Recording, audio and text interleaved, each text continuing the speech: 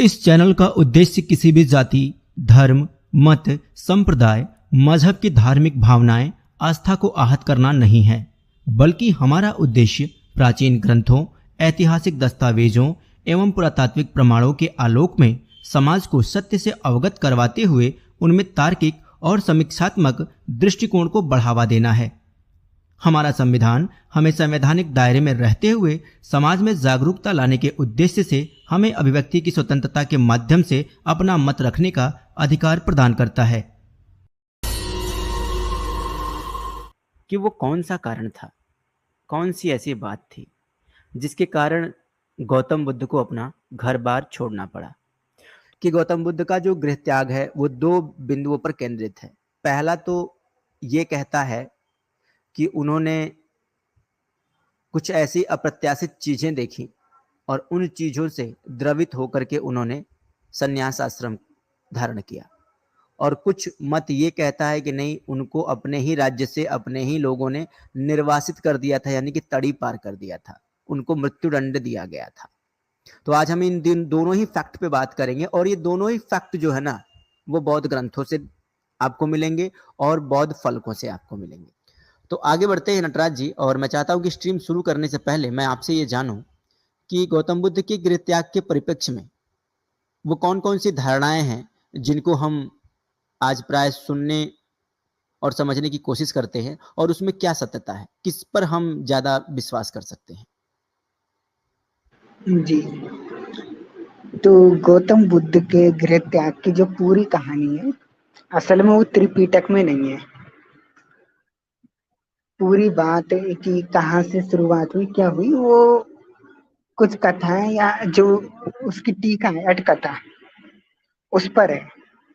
जैसे एक आधार बताया जाता है जो डॉक्टर अंबेडकर ने बनाया है कि साक्य और कोलियों में मतभेद हो गया, दोनों में झगड़ा हो गया था पानी को लेकर, आपस में गाली गलौज हुई। एक बार हमने इसमें स्ट्रीम की थी तो हमने दिखाया था वो आपस में क्या क्या बोल रहे थे एक दूसरे को।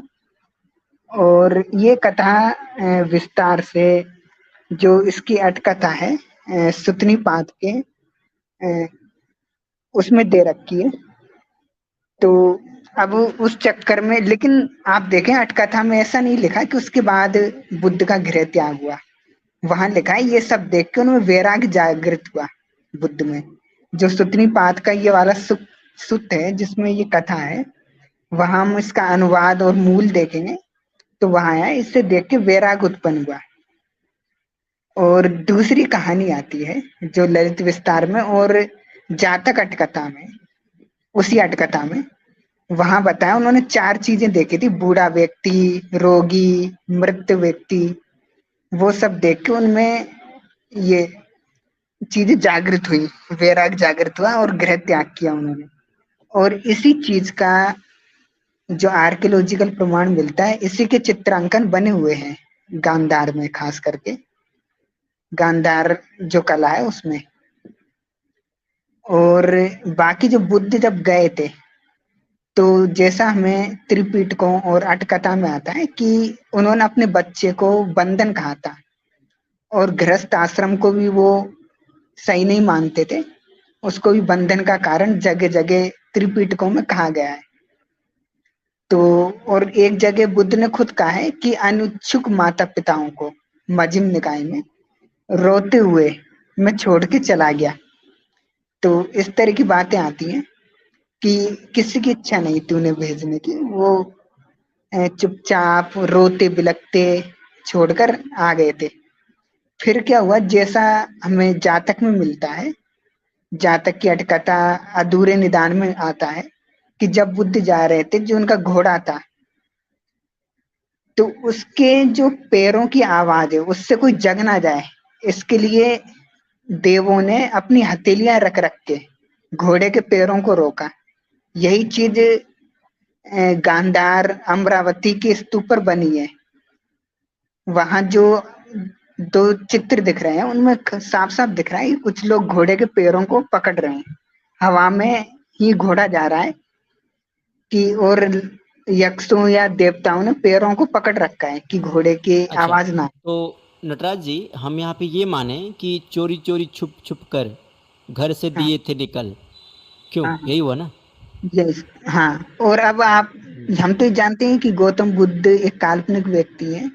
तो अब जिस व्यक्ति, अब उनके गृह त्याग के संदर्भ में दो बातें तो होंगी। अगर वास्तविक व्यक्ति होते तो कोई एक कथा रहती, यहाँ तो दो दो कथाएं हैं। हालांकि जी। जो चार चीजें देख के जाना वो ज्यादातर मानी गई है। हम्म। अच्छा, तो एक चीज में दर्शकों को मैं आपको बता दूं कि जैसा कि नटराज जी ने अभी आपको बताया कि जब वो गृह त्याग कर रहे थे तो घोड़ों के जो पदचाप है, यानी कि जो घोड़ों का जो दौड़ने का जो शोर है, वो तक लोगों को ना सुनाई दे, इसके लिए फर्जी देवताओं ने घोड़ों को अपने हाथों में उठा लिया। और फिर उस अब मैंने तो सुना था कि घोड़ा दौड़ता है, लेकिन बुद्ध के टाइम पे ऐसे घोड़े थे जिसको आदमी लेके दौड़ता था। तो इससे हम ये अंदाजा लगा सकते हैं कि गौतम बुद्ध जी का जो गृह त्याग हुआ था वो कैसे हुआ था। तो चोरी चोरी छुप छुप कर घर से दिए थे निकल, कोई नहीं जाना था, ऐसा था वो सफर। तो भैया ये चीज है, हकीकत यही है। और इस हकीकत को वेरीफाई करने के लिए हम लोग अभी आगे बढ़ेंगे। है जो हमारे जर्नी जी, वो कह रहे थे कि अरे ये जो ये घोड़े को देवताओं ने नहीं बल्कि कुछ लोग बुद्ध को जाने नहीं देना चाहते थे, तो आदमी घोड़े के पैर पकड़ के बैठ गए हैं कि आगे ना बढ़ पाए। अब नहीं तो मुझे घोड़ा तो समझ बहुत नहीं नहीं तो घोड़ा तो बहुत तगड़ी लात मारता है, मुंह सब फूट जाएगा। आता, इतने हाँ बेवकूफ लोग घोड़े को पैर पकड़ के रोक रहे हैं, बताओ हाथों से। कहीं देखा है बिल्कुल ऐसा? बिल्कुल। इसीलिए ये लोग, इनको ब्राह्मणों ने भगाया है। अब समझ में आया ना? हम्म। वो उसके इस तर्क के अनुसार बता रहा हूँ, बाकी टेक्स्टों में अलग बात लिखी है। अब यही दोगलापन आ जाता है। जब भगवत उक्रांति वाला जब वो पत्थर देखते हैं तो पत्थर की नहीं मानेंगे, तो टेक्स्ट दिखाएंगे कि देखो यहाँ सपना दिखा है। और जब टेक्स्ट में लिखा है कि देवता लोग घोड़े के पैरों को हथेलियों से थाम रहे हैं ताकि आवाज ना आए, तब उसको ना मान के जो पत्थर में दिख रहा है उसे आदमी बताकर अपने मन मर्जी से वो कर रहे हैं। यही दोगलापन आ जाता है। अब उसके तर्क के हिसाब से तो जो बौद्ध के समय जो जनता थी या उनके जो अन्यायी थे, जो भक्त थे, वो तो महाबेवकूफ साबित हो रहे हैं। बिल्कुल ये बात तो है। बताइए, आज से कौन और रोकेगा? बिल्कुल, और दर्शकों एक बात बताओ, आप भी देखो, अभी मैं आपको वो चीज दिखाता हूं उनके गृह त्याग का, कि किस तरह से वो जा रहे हैं। ये देखो, ये फिगर आप लोगों को दिख रहा होगा, ये फिगर देख लीजिए। ये वही वाक्य है कि चोरी चोरी छुप छुप कर घर से दिए थे निकल। नटराज जी, और ये ये, पीछे वाले को हाँ, देखो, ये पीछे वाले को देखो, इसको देख के बड़ी हंसी आ रही है, इसको देखो। ये देखो इसका पोजीशन देखो। दर्शकों आप भी देखो, इसका देखो, ये देखो, ये देखो, ये देखो, ये कितना अजीब टाइप का आदमी है, मैं देवता है। ये देखो, ये देखो, ये दोनों ही हाथ से लेके पकड़ लिया है घोड़े को, बीच में घुस गया है घोड़े के, और एक हाथ में पीछे का दोनों पैर ही लेके बैठ गया है, और ठीक वही पोजीशन है जैसी सुबह सुबह होती है।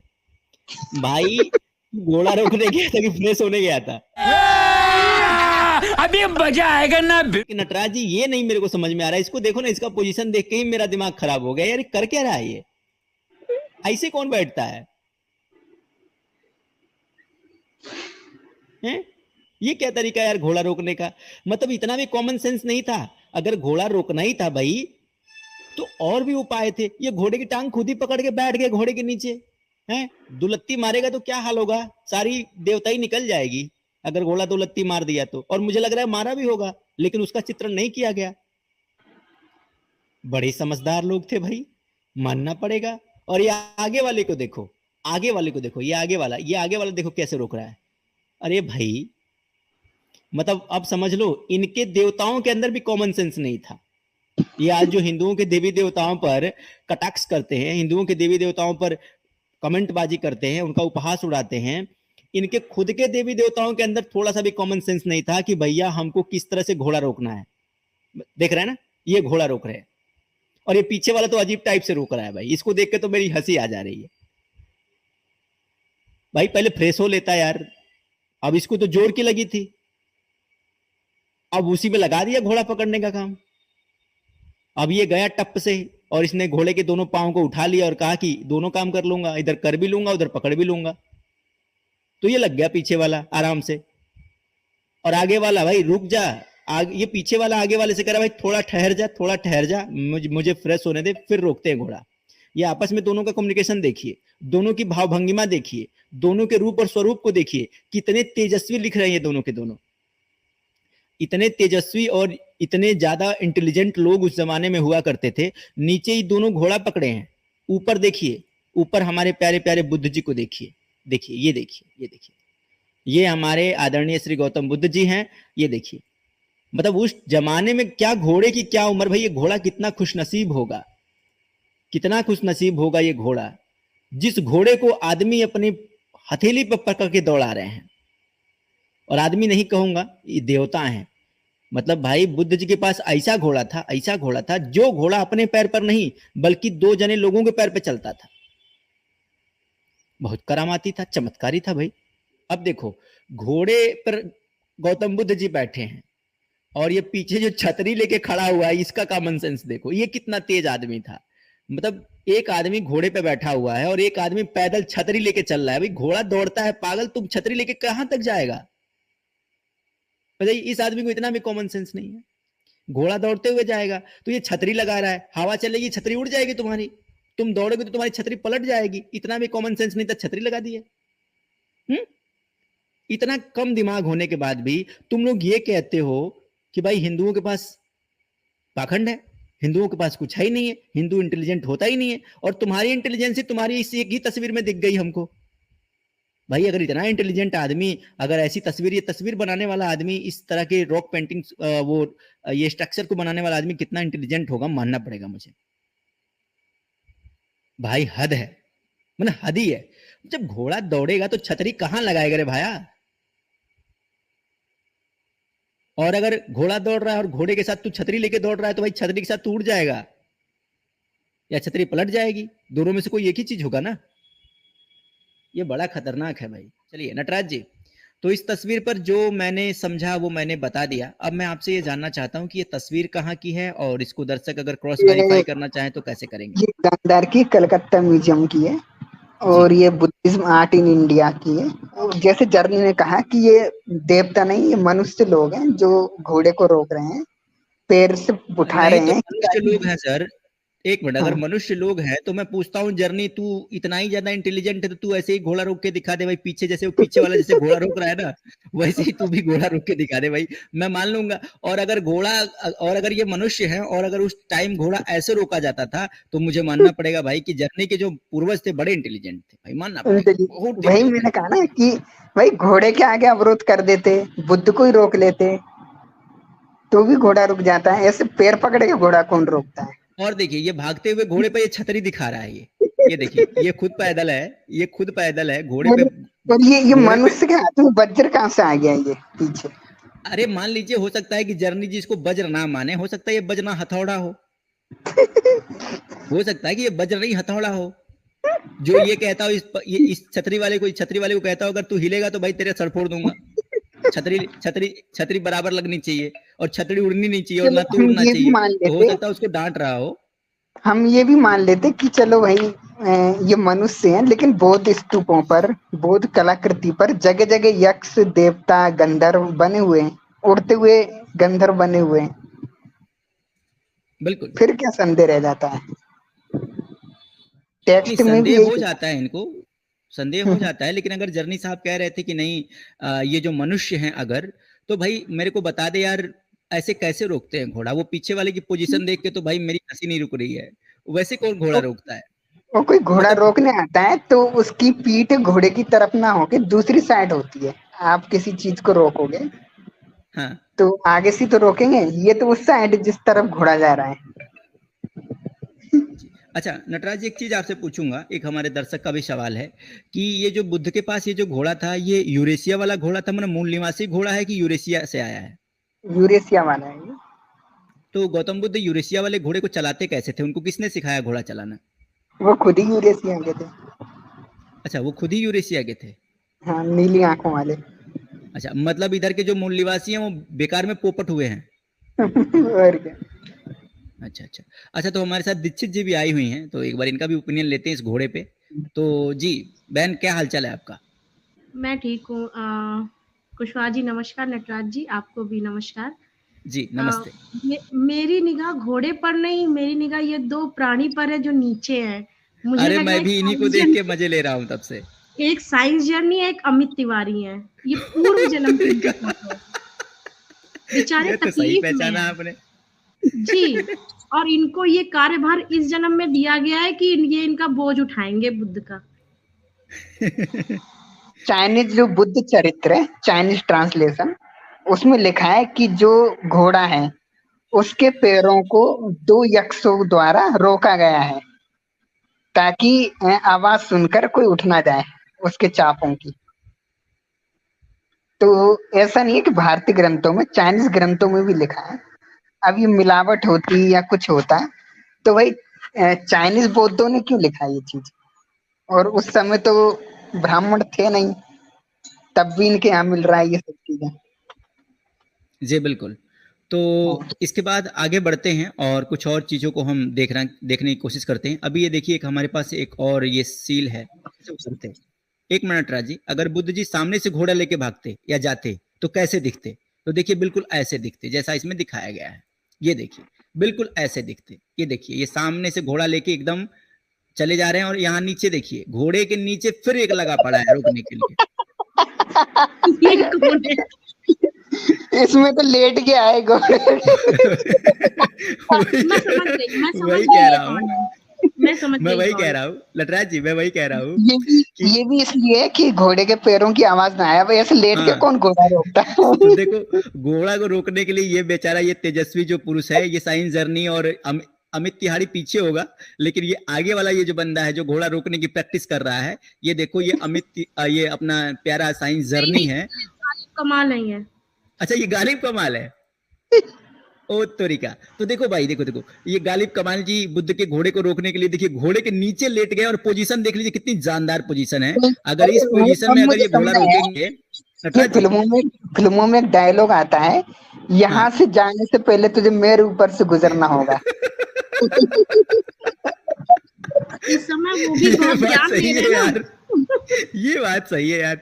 ये डायलॉग बिल्कुल यहाँ फिट होता है कि भाई घोड़े, अगर तुझे यहाँ से जाना है तो तुझे मेरे ऊपर से होके जाना पड़ेगा, यानी कि मैं तेरे सामने लेट जाऊंगा, तुझे मेरे ऊपर पूरा चढ़ के जाना पड़ेगा। तो भाई घोड़ा तो जानने वाला ही था, वो मानना थोड़े ना उसको। अब ये देखो, ये भाई घोड़ा रोकने के लिए जो है घोड़े के नीचे लेट गया है और लेटे हुए भी घोड़े की दोनों टांगे पकड़ लिया आगे वाला, कह रहा मैं तने जाने नहीं दूंगा। भाई ऐसे कौन घोड़ा रोकता है यार? ये देवता ही हो सकते हैं जिनमें जो इस तरह के पैरानॉर्मल शक्तियां होती हैं, जो आवाज ना आने दें या इन चीजों को सहन कर सकते हैं। इन्हें इंसान बताना उस व्यक्ति की मूर्खता है या बौद्ध ग्रंथों को नकारना है। नहीं, मैं इनको देवता नहीं मानूंगा, मैं तो इनको इंसान ही मान रहा हूँ। और इनको इंसान मानने में मुझे ज्यादा फायदा है। सबसे बड़ा फायदा तो ये है कि ये इंसान अगर हम इनको मानेंगे तो उस टाइम के इंसानों की आईक्यू का पता चलेगा कि उस समय के इंसान जो बुद्धिस्ट हुआ करते थे कितने इंटेलिजेंट हुआ करते थे। तो मैं इनको देवता नहीं मान रहा हूँ, मैं तो कह रहा हूँ कि साइंस जर्नी यहाँ पे सही है। ये तो बड़े बड़े वैज्ञानिक आविष्कार दिया करते थे जिन्हें मनुवादियों ने चुरा लिया। अब ये साइंस नहीं तो ये आविष्कार आपको कम लग रहा है क्या? घोड़ा रोकने के लिए घोड़े के नीचे लेट जाने का ये आविष्कार कम है? इसमें मैं कुशवाहा जी से सहमत हूँ। नटराज जी, उनके पास कोई भी ऐसा कॉन्सेप्ट नहीं है देवी देवताओं का, तो ये पुरुष ही है, पुरुष नहीं महापुरुष लोग हैं ये। हाँ नहीं है यक्ष वगैरह सब है उनके पास, हमारे चुराए हुए। और निकालिए और चित्र दिखाइए। तो दर्शकों, ये साइंस जर्नी कहते हैं ना। हाँ बिल्कुल। तो दर्शकों देख लो, बुद्ध जी का गृह त्याग जब हुआ था कि बुद्धिज्म से देवता चुरा, इंद्र, ब्रह्मा, विष्णु सब बौद्ध थे। अवलोकितेश्वर फलाना देवता सब बौद्ध था। दूसरी तरफ जहाँ फंसते हैं वहां कहते हैं कि ये इंसान है। और अगर ये देवता भी थे ना नटराज जी, तो ये तो और भी शर्म की बात है कि इनके देवताओं का आईक्यू इतना घटिया, तो इनका कैसा होगा? अगर ये देवता भी थे तो इनके देवताओं के पास इतना भी आईक्यू नहीं, इतना भी कॉमन सेंस नहीं कि भैया घोड़े को रोकने के लिए लेटते नहीं है घोड़े के नीचे। रोक नहीं, वो घोड़े को चला रहे थे वो रोकना बता रहा। अरे भैया तो लेट के कौन घोड़ा चलाता है भाई? ये खुद ही लेट गया घोड़े के नीचे, तो ये क्या रगड़ रगड़ के घोड़ा चलाएगा ऊपर से? घोड़ा भी डिस्टर्ब हो जाएगा। कैसा आदमी मिलेगा मेरे को मिला भाई? मैं दौड़ू ना दौड़ू? और तो निकाल। देख रहे हो ना भाई, देखो इनकी इनकी इनके शिल्प कला से, इनके पत्थरों की मूर्तियों से इनके इंटेलिजेंट होने का पूरा पूरा पता लग रहा है। अगर ये इनके देवता है तो भी समझ लो कि जिनके देवता इतने इंटेलिजेंट तो वो कितने इंटेलिजेंट। और अगर ये देवता नहीं, अगर ये स्वयं साक्षात वो बौद्ध ही है, वहां के उस समय के बुद्ध के अनुयायी हैं, या बुद्ध के अनुचर हैं, या बुद्ध को प्यार करने वाले उस समय के लोग हैं, तो देख लो उस समय के लोगों का आईक्यू कितना हाई लेवल का होता था। मतलब एक सहज घोड़ा जैसे रोका जा सकता है, वैसे नहीं रोकेंगे घोड़े को। कोई पीछे घोड़े को रोकेगा पकड़ के, कोई घोड़े के नीचे लेट जाएगा। भाई घोड़े को देखो ना, पोजीशन तो देखो कम से कम अपनी, घोड़े की हरकत देखो कम से कम। ऐसे कौन रोकता है घोड़ा? बेवकूफ कहीं के। अच्छा चलिए हाँ, और आगे दिखाते हैं। अब देखो ये आगे वाला देखो, अभी देखो ये घोड़े की टांग पकड़ के जमीन में ये क्या है? जमीन में घुस ये क्या है? गया। ये तो बिल्कुल ये घोड़े की टांग पकड़ के और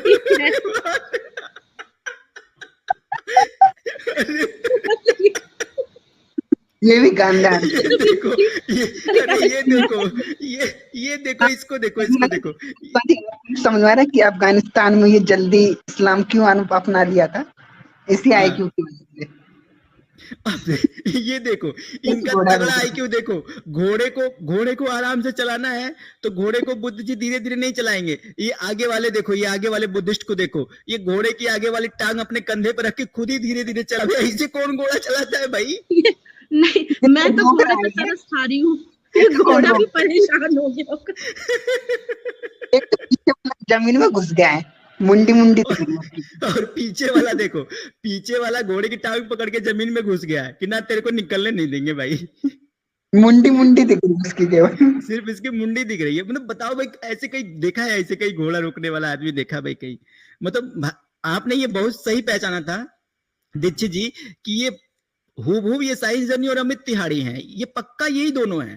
और इन दोनों, ये जो उस जमाने में जैसी इन बेचारों की हरकतें थी, आज भी कुछ बदली नहीं है। ये आज भी ऐसे ही हरकतें करते हैं। ये बुद्ध के घोड़े को इसी घटिया आईक्यू लेवल के साथ आज आगे बढ़ाने की कोशिश कर रहे हैं। वरना हम कह रहे भाई घोड़ा रोकने का काम बुद्ध को था। गौतम बुद्ध अगर घोड़े से जा रहे थे तो घोड़े को बोल देते वो लोग, या गौतम बुद्ध जी को बोल देते कि प्रभु रुक जाइए। भुजंग जी ने कमेंट किया है कि वो डाई मार के घोड़ा रोक रहा था, जैसे क्रिकेट बॉल रोकते डाई मार के। अच्छा तो ये पोजीशन बताओ ना, ये कौन सी पोजीशन है? घोड़े की टांग कंधे पे रख लो और आगे धीरे धीरे चलो। क्या घोड़ा धीरे धीरे चलना नहीं जानता है? और घोड़े का वजन जब ये उठाएगा, अगर घोड़े को हम जब ऊपर उठाएंगे तो घोड़ा हिनहिनाने लगेगा, तो वैसे ही बगल बगल वाले जान जाएंगे कि हाँ यार घोड़ा कोई लेके भाग रहा है। अब ये घोड़ा का टांग उठाएंगे तो घोड़ा कुछ नहीं बोलेगा क्या? घोड़ा तो जानवर है ना, वो तो हिनहिनाने लगेगा। घोड़े ने और पीछे वाले को तो 2 लात मारेगा तो पीछे वाला 2 कोस जाके गिरेगा दूर पे। तो भाई ये कैसा घोड़ा था यार, इतना कष्ट इसको दे रहे थे। अरे धीरे से अगर निकलना ही था तो ये देवताओं को घोड़े के नीचे लाने से अच्छा था कि आराम से गौतम बुद्ध जी अपना घोड़ा जो है वो कहते भाई धीमे धीमे चल, भाई धीमे धीमे चल, तो वो धीमे धीमे चलते। लेकिन कुशवाहा जी ये तो उड़ भी सकते थे। मेरा मतलब है कि बुद्ध जी को उड़ने की भी कला आती थी। ये उड़ के क्यों सकते थे? अभी नहीं उड़ सकते, अभी इन्होंने साधना नहीं की है। अभी राजकुमार सिद्धार्थ है। अच्छा ये एक हिंदुस्तानी वॉरियर जी हैं, पैदल निकल सकते थे धीरे धीरे।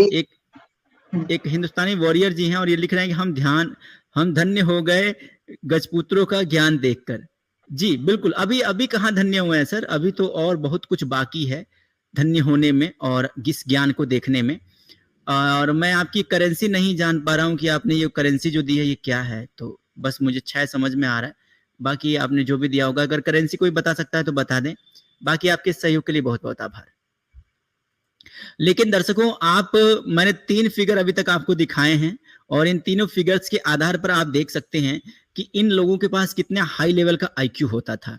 मतलब पहले वाले में तो देखो घोड़ा अलग स्टाइल से रोक रहा था, दूसरे वाले में भाई घोड़े के नीचे लेट गया, और तीसरे वाले में तो गजब ढा दिया भाई। तीसरे वाले में घोड़े को कंधे पे टांग लिया और क्या भाई आहिस्ता आहिस्ता चल, आहिस्ता आहिस्ता चल, किसी को पता ना लगे। ये बड़ी कष्ट वाली बात है यार। अच्छा, दीक्षित जी इस पर आप कुछ और कहेंगे? बाकी ये कमेंट मैं फिर ले रहा हूँ, लव फॉर इजराइल, एक ये पॉइंट मेरे इजराइल मन से में शायद था। इजराइल की कोई करेंसी है, तो बहुत बहुत आभार सर इसके लिए, आपने पुनः एक बार सहयोग किया। जी जी दीक्षित जी बोलिए। जी एक्चुअली नटराज जी चले गए, वो अब जब आएंगे तो आगे की ये बढ़ेगी। मुझे ये लग रहा था कुशवाहा जी, ये इतने चोरी छिपे जा क्यों रहे थे? कहीं इनको मार तो नहीं पड़ी थी अपनी वाइफ से? जी भर नहीं, के ऐसा कूटा मैं होगा इनको। ऐसा मैं नहीं कहूंगा कि मार पड़ी थी नहीं पड़ी थी, क्योंकि इसका कोई उल्लेख नहीं मिलता है। और लेकिन ये जरूर है कि प्रसंगों के आधार पर, यानी कि ये जो चित्र बने हुए हैं, इन चित्रों के आधार पर या इनके जो गृह त्याग का जो विवरण दिया गया या जो दर्शाया गया है, उससे ये पूरी तरह पता चलता है कि जो भगवान गौतम बुद्ध हैं, उनका जो गृह त्याग हुआ है वो किसी की जानकारी में नहीं हुआ है, बल्कि उन्होंने चुपचाप गृह त्याग किया, यानी कि किसी को कुछ नहीं बताया, वो चुपचाप घर से निकल गए। जी और मैं उनको, और पता मजाक है कर रही उनको थी। घर से निकलने में बौद्ध धर्म के फर्जी देवताओं, फर्जी यक्षों, फर्जी दानवों, फर्जी गंधर्वों और फर्जी लोगों ने सहयोग किया। अब मैं फर्जी इसलिए कह रहा हूं क्योंकि इस तरह की मान्यता, अब यक्ष तो बुद्धिज्म में होते नहीं, देवी देवता तो बुद्धिज्म में होते नहीं, फिर भी अगर इनकी फलकों पर अगर इस तरह की चित्रांकन दिए गए हैं, इसका मतलब ये पूरा का पूरा फर्जी कॉन्सेप्ट है। और फर्जी तरीके से गौतम बुद्ध जी को मुझे लगता है कि कहीं किडनैप करके तो नहीं ले गए थे। जी बिल्कुल। जो ये प्रश्न राम पर उठाते हैं, एग्जैक्टली यही प्रश्न इन पर भी उठता है। नहीं, प्रश्न तो सबसे पहले यही उठ गया इन 3 चित्रों को दिखा करके। यार आप लोग पूछिए भैया, इतना हाई लेवल का आईक्यू तुम लोगों के पास आया कहां से रे बाबा? जी बस बिल्कुल। ये तीनों फिगर दिखाइए, स्क्रीनशॉट ले लीजिए, तीनों फिगर दिखाइए, एक बढ़िया वाला पोस्ट बनाइए और लिख मारिए कि भैया इतना तगड़ा वाला आईक्यू लेवल कहां से लाते हो भाई? घोड़े को ऐसे कौन रोकता है भाई? कहां से आता है इतना दिव्य ज्ञान? भाई पूछने वाली बात है, पूछना चाहिए, आखिर हमें भी तो जानने का हक है। जी, अब हम आगे बढ़ते हैं और एक ये और देख लो आप, इसको देखो, यहाँ इसमें भी देखो, घोड़े को इसमें भी देखो, अब इसमें देखो घोड़े को कैसे रोक रहे हैं। ये देखो, दिखाता हूं। घुटने के बल बैठ गए। अब ये वाला आदमी जो है, ऊपर वाला जो था, अब देखो यही ऊपर वाला है, यहाँ पे थोड़ा सा खड़ा है, खड़े होके घोड़े को रोक रहा है, और जब नहीं रोक पाया, हाँ, और जब नहीं रोक पाया, थक गया, तो यहाँ घुटने के बल लेट गया है, यहाँ घुटने के बल लेट गया है। देख रहे हो ना, बिल्कुल पोजीशन पंचाल चेंज हो साहब गई की है। तरह, जैसे हाँ, जट पोजीशन चेंज पंचाल हो गई साहब है, की। पोजीशन चेंज हो गई है। थकने के बाद पोजीशन ऐसे ही होती है। पहले तो खड़े खड़े रोक रहा था, कंधे पर चला रहा था, भाई धीरे धीरे चल, धीरे धीरे चल। फिर जब नहीं रोक पाया तो अब थक गया, तो फिर भाई अगर ये गॉड है तो भी हमारा काम बनता है, अगर ये उनके लोग हैं तो भी हमारा काम बनता है। भाई हमारा प्रश्न तो बस इनके आईक्यू लेवल से है ना। अगर भाई तुम्हारे देवताओं का आईक्यू लेवल इतना बढ़िया था कि भाई घोड़े को ऐसे रोकते हैं, तो भाई धन्य हो तुम। और अगर ये तुम्हारे लोग हैं तो तुम्हारे लोगों का भी आईक्यू लेवल इतना तगड़ा था, भाई तो धन्य हो तुम। और तुम धन्य हो कि ऐसे लोगों को तुम अपना पूर्वज कहते हो। भाई घोड़ा रोकने का ढंग जिनको नहीं पता।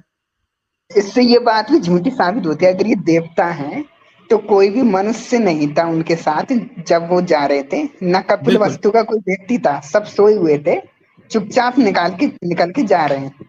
और बल्कि घोड़े की राम का तो आवाज, वनवास हुआ, राम का तो हाँ, वनवास हुआ तो पूरी जनता उनके साथ गई जनता थी था बहुत दूर तक। लेकिन बुद्ध का जब उनके साथ। वनवास बुद्ध जब वन को गए तो किसी को अता पता नहीं लगा कब गए और कब निकल गए। ये इवन पत्नी और बच्चे तक और को पता नहीं था। और घोड़े के पैरों की आवाज आके कोई जग ना जाए, तो उसके लिए देवता लोगों ने अपने हाथ कर दिए, घोड़े की आवाज ना आए। तो इस तरह वाह की वाह फर्जी वाह वाह करती वाह है। वाह। नहीं, अगर वो देवता थे और उनके पास अगर इतनी ताकत थी तो घोड़े के नीचे खुद लेटने से अच्छा होता कि हमारे यहाँ ये आज की तारीख में ये जो वो फोम होता है या फिर रुई होती है, रुई की लाइन लगा देते यार। हाँ,